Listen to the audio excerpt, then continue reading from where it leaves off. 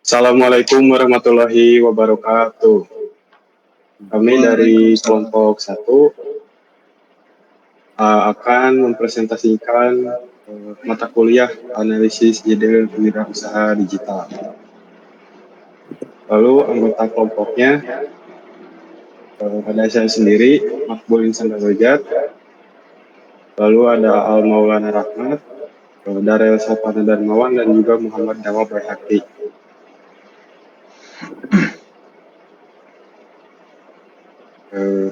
Kita masuk dalam pendahuluan. Rencana aplikasi yang ingin kelompok kami buat merupakan aplikasi yang bernama Sarang Baca. Jadi Sarang Baca merupakan aplikasi perpustakaan digital yang bisa diakses oleh semua orang. Sarang Baca juga menawarkan berbagai macam e-book untuk memuaskan semua selera, dari novel fiksi yang menegangkan hingga komik yang lucu. Pengguna dapat menemukan karya dari penulis nama Indonesia dan mancanegara. Selain koleksi bukunya yang fantastis, Sarang Baca juga dilengkapi dengan berbagai fitur canggih untuk mempermudah penggunaan membaca.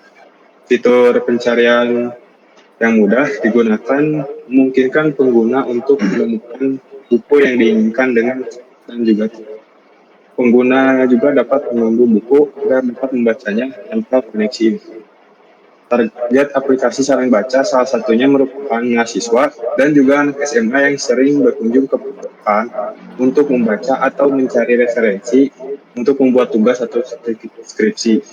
Lokasi yang ingin kami datangi yaitu perpustakaan Diskusibda Bandung yang terletak di Jalan Awaliyaan Buah Batu, Bandung. Lalu selanjutnya ada MPT Map, yaitu seperti adalah alat visual yang digunakan untuk memahami lebih dalam mengenai tip dan pengalaman pengguna atau pelanggan. Kata ini membantu tim untuk menyelami apa yang dipikirkan dan dirasakan, dengar, dilihat, serta dikatakan dan dilakukan oleh pengguna.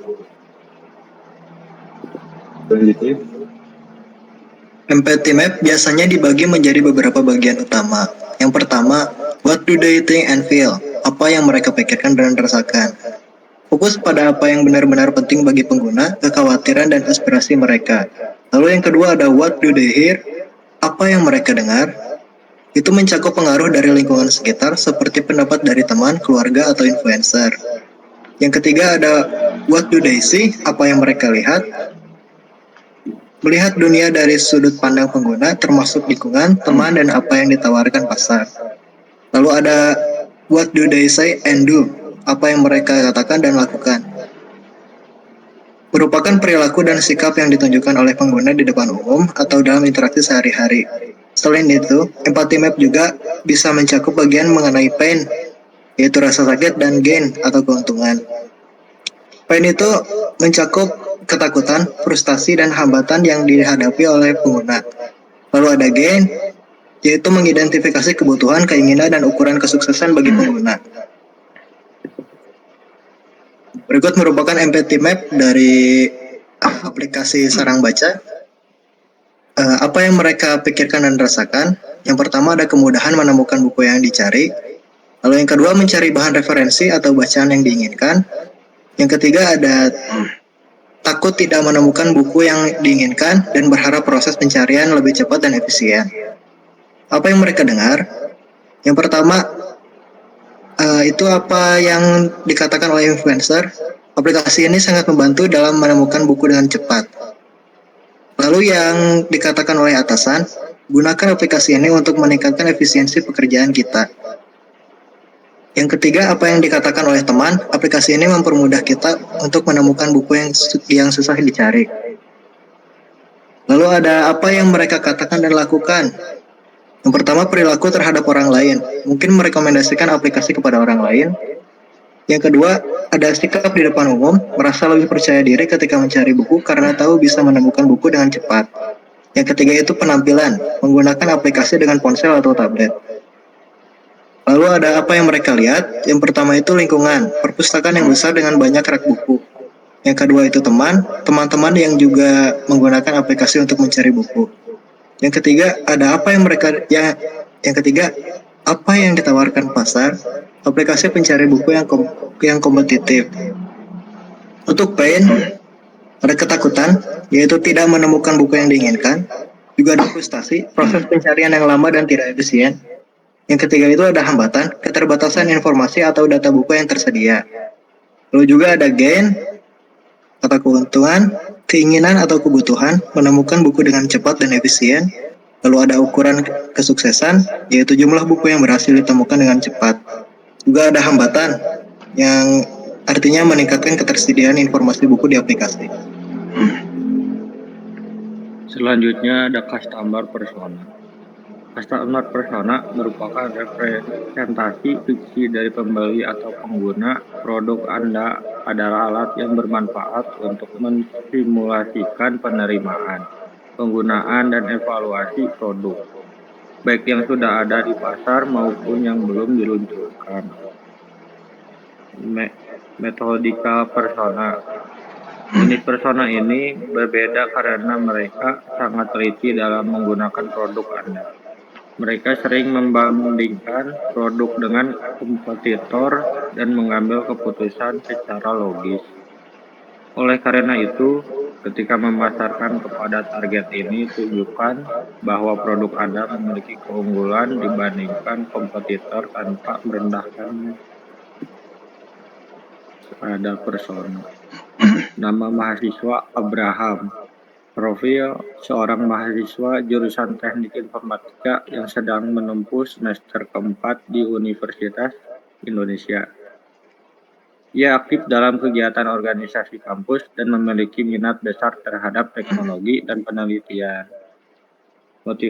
Motivasinya dengan adanya teknologi yang berkembang pesat saat ini, saya masih sering melihat adanya kesulitan para pengunjung perpustakaan yang kesulitan untuk menemukan judul maupun jenis buku yang ingin dibaca.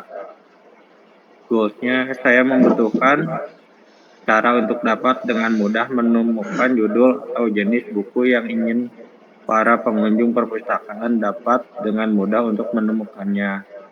Frustasinya, terkadang di perpustakaan tertentu saya sering mengalami kesulitan untuk mencari judul buku yang ingin saya baca. Oke, selanjutnya akan saya bacakan kuesioner. Apa itu kuesioner?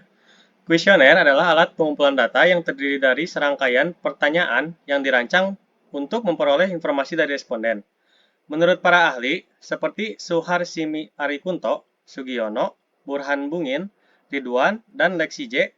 Meleong, kuesioner melibatkan pemberian daftar pertanyaan tertulis kepada responden untuk dijawab, dengan tujuan mengumpulkan data yang diperlukan peneliti.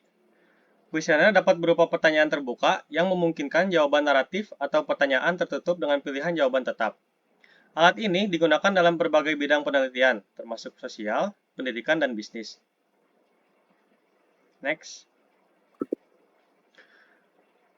Pertanyaan kuesioner. Yang pertama ada seberapa sering Anda mengunjungi perpustakaan ini? Yang kedua, bagaimana biasanya Anda mencari buku yang Anda inginkan di perpustakaan ini?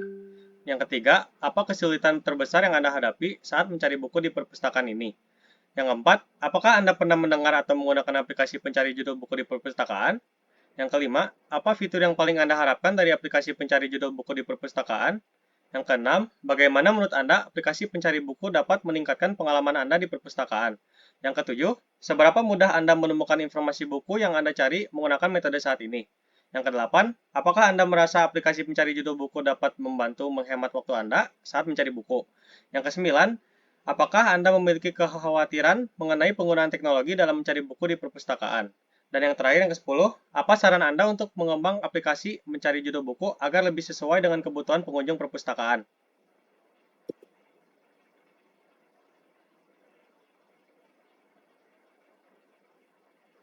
Mungkin sekian dari kelompok kami. Terima kasih. Assalamualaikum warahmatullahi wabarakatuh.